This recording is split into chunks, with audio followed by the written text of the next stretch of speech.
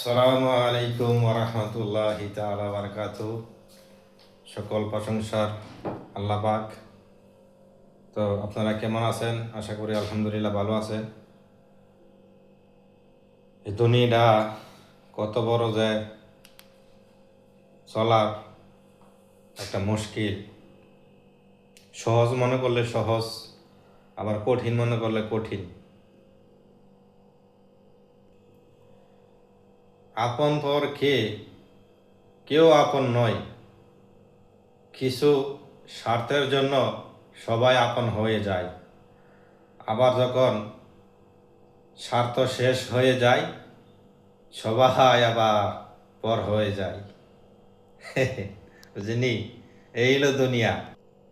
এই হলো দুনিয়া, আর এর থেকে বেশি আর দুনিয়াতে কিছুই নাই।